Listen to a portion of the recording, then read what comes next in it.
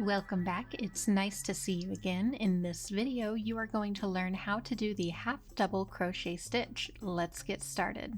To work the half double crochet stitch, you can use any size hook and yarn, but I will be using my favorite Sandy Bates hook and some tube yarn to demonstrate.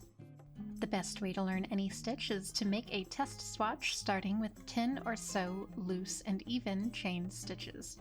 If you're new here, feel free to check out my previous videos on the chain stitch and single crochet stitch. Once you have crocheted 10 chain stitches, you will want to work 2 extra chain stitches at the end of that first row. There's 1 and 2. Now take your working yarn and wrap it around your hook from front to back. This is called a yarn over. Skipping those 2 extra chains you just worked, and with the working yarn still wrapped around your hook, insert the hook into the 3rd chain over and use it to grab your working yarn and pull it through the chain stitch. Now you should have 3 loops on your hook. Yarn over again, and this time use your hook to pull the working yarn through all 3 of those loops.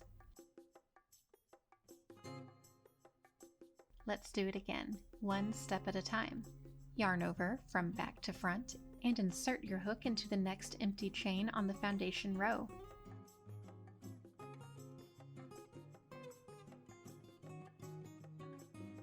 Grab the working yarn, pull it through, and make sure you have 3 loops on your hook.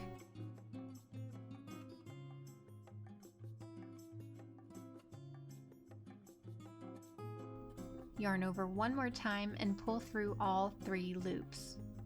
Try not to work with too much tension in either hand, or else you might have a hard time pulling your yarn through the 3 loops at once.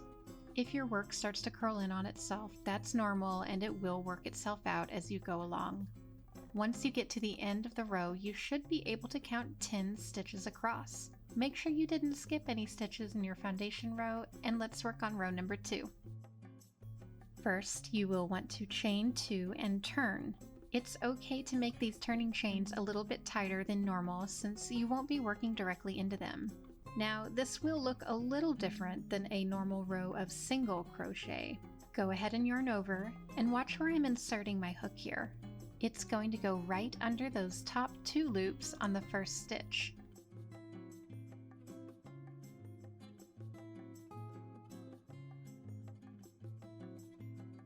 Grab your working yarn, yarn over again, and pull it through all 3 loops.